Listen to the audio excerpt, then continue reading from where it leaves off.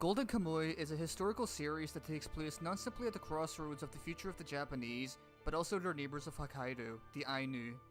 The Russo-Japanese War and how it has fundamentally changed the relationship of not just the two nations in question, but the many minority tribes and ethnic groups that lived under their flags, is a subject often relegated to at best a sideshow to the main event. The turbulent era of the early 1900s in both Japan and Russia brought the many reticent issues of the ethnic minorities to the forefront, as the countries were put into rapid constructions of empire and from it, decentralization of culture and an ebbing of traditions. In this way, the war acted as a culmination within both territories, with the Ainu, who were interspersed between Hokkaido and Sakhalin, along with other Sakhalin tribes such as the Nifk and the Lita being inadvertently caught in the crosshairs as the two monumental empires fought and concentrated their reign. To paint a more clear picture before we get into this, however, I will first go into a condensed history as to why the Ainu are important to Japanese history itself. From 14,500 BC to 1000 BC, southern to central Japan was inhabited by the Jomon people, a hunter-gatherer culture comprised of multiple different ethno-cultural groups, but which overall displayed a degree of complexity relative to the rest of the world at the time, principally in its tools and especially pottery, specifically in the common evidence of cord making. At the end of their period, the Jomon population was facing a general population decline, possibly due to food shortages, and concurrently, a new group was migrating into Japan from the Korean peninsula, the Yayoi. These Yayoi quickly established an agrarian society due to their mastery of red rice farming and other agricultural practices that placed them ahead of the Jomon, who were steadily being assimilated into the Yayoi or pushed further into the northeast of Japan. Therein, Tohoku and Hokkaido, a continuity of Jomon culture became established. The Yayoi would later concentrate into one Yamato polity, and it is here where the imperial family of Japan was established in the Kofun period of 300 to 538 AD. A little post-Jomon culture known as Satsumon would push up into Hokkaido, later intruding into Sakhalin Island over the south from their rival at the time, the Nifk, mixing with the Okkotsk culture that inhabited both of these locations. It is in fact from the Okkotsk culture that it is believed that the bear worship and Iomate festival originates from. Hokkaido, Sakhalin, and the surrounding islands became the integral hub of this new culture, what came to be known as the Ainu, and from which they interacted with other Sakhalin populations up north, and the Yamato in the south for trade and cultural ties. They came to be the largest remnant of the rank Jomon continuity and for a long while kept their autonomy.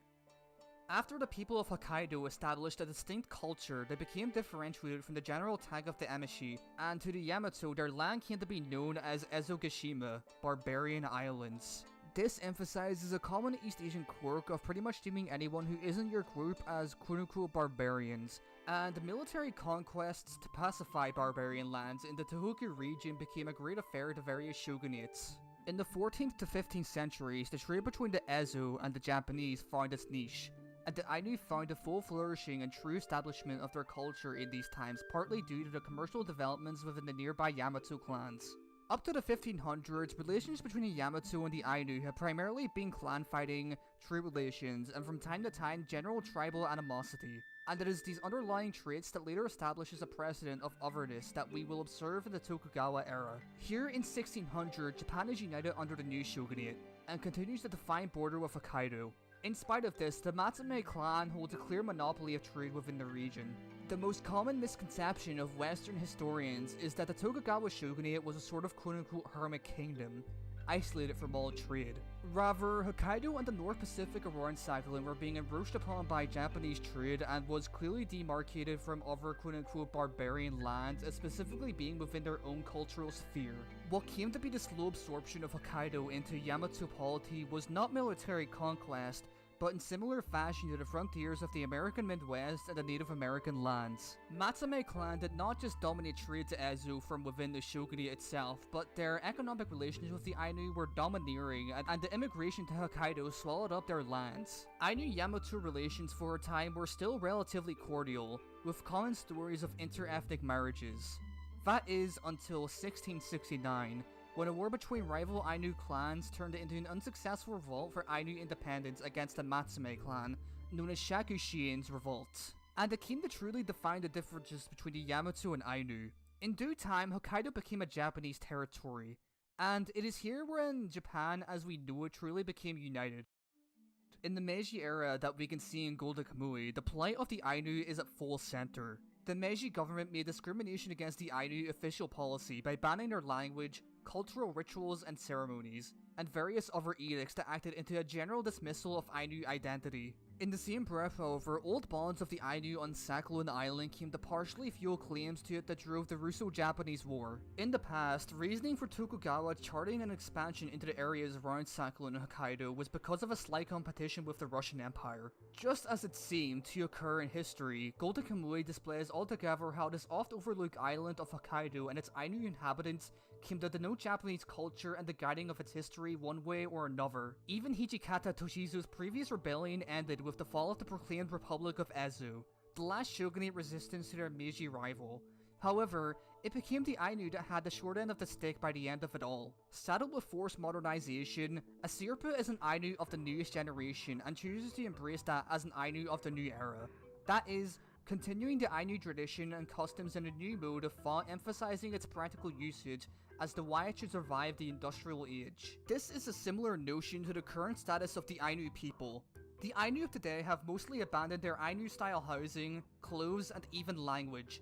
Yet at the same time, the celebration of Ainu festivals, language, and cultural artifacts continues and has even found a revival. The integration of Ainu into industrial and urban modernity has not fully destroyed their cultural tradition nor the links it retains to its communities, and in some ways has found the ability to strengthen it. Our series may be listed as a prime example as it raises more awareness about these groups, though general ignorance about their livelihood and lack of perspective into their life remains. The Ainu have managed to create a system of field trips, public ritual, and furthering in the realm of Ainu studies. As a result, there are many getting back in touch with their Ainu heritage in this modern era. A Sherpa's line of thinking follows this tradition as she is put in a position of wavering the status of the Ainu in the most turbulent time yet. Ainu culture has continuously evolved through its interactions with other groups, and it is through this developing epoch the Ainu is put in this position to either embrace modernization to continue its lifestyle, or face dissolution entirely.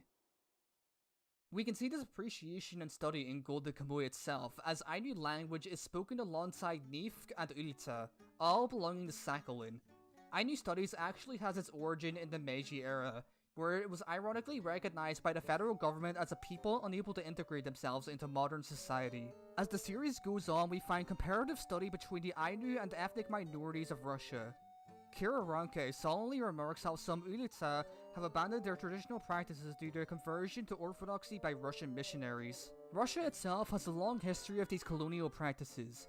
Its avid deterritorialization and forced upbreeding of cultures and ethnic groups to integrate them into the economic unit of the Tsardom has become common even before the rapid collectivization of the USSR that aided a further and more comprehensive destruction of their practices. For this reason, Kira Ranke is a mix between Tatar and Karafutu Ainu, and being situated within the long deracination in Russia along with its political climate during these times has invariably turned him into a revolutionary much different to a Sherpa. In spite of this, well, rather because of such an outlook, Golden Kamuy is quite a masculine and more pertinently nationalist series. However, its nationalism is much different from the chauvinism of its era, where its purpose is to extend the bourgeoisie enterprise of the colonial empire and Zaibatsu. Instead, this nationalism encompasses a pride and admiration of the entire breadth of varied culture and history found within Japan. Things such as Satsuma dialect of Koito, dozens of historical, military, and martial arts references, the heroism of warriors and historical figures that inspired our characters, and Tanigaki of the Matsuki hunter clans in Tohoku, the latter of which coincidentally share bear worship and hunting culture of the Ainu, along with some vocabulary due to the prevalence of pre-Ainu groups in the area. The veterans of the series such as Sugimoto and Tsukishima are self-owned warriors, and acknowledge themselves as pro-Japanese, whether or not they are directly opposed to the national government through fealty to Tsurumi or Hijikata, or simply go with the wind. The Russo-Japanese War and its mixed effects on our stock of characters ranges from PTSD-driven psychopathy to stoicism, yet none display jingoism, and those such as Tsurumi are far from displaying loyalty to the imperial government. Rather, they all seem opposed to it entirely on principle of their fallen comrades. They all are loyal to an ideal of the nation created through their service and experience. Hijikata Toshizo, despite not partaking in this particular war, is little different. He remains loyal to the long-gone shogunate out of a samurai's duty. Those such as Sugimoto stand in the memory of the dead that are holy to them. and it is his mission to ensure that they did not fall in the battle for nothing. And it is not through cheering imperial expansion that this will ever be fulfilled. Through this mission, he comes to expand his view to include the Ainu of whom the gold belongs to, and principally its inheritor, a Sirpa. The Ainu gold is the accumulated wealth of all that was lost to them through the years of their cultural subjugation to the government. For years, Hokkaido was lorded over by the Matsume clan who were primarily absorbed with profit, and it was this intention that made Hokkaido most famous as a trading outpost. To reclaim it for their prosperity is to breathe new life into the Ainu sphere, and to do so is the benefit of Japan itself. The status of the Ainu within Japan is a tricky one. They are a Japanese people and many see them as just another type of Nihonjin. From our eyes, we may try to liken them to Native Americans, but this would be incorrect. They are now officially recognized as a people indigenous to the island alongside the Yayoi descendant Yamato, and to claim precedence to Jomon descendants over Yayoi in true indigenous status would be incorrect as well, and no one seriously posits such an angle. To argue this could be also to argue that the Ainu themselves are originally not from Hokkaido or Sakhalin, as well as their Setsumon descendants. And the fact that the Ainu only recognize Hokkaido as their homeland when in opposition to the Japanese predominance in the region, which is simply nonsensical.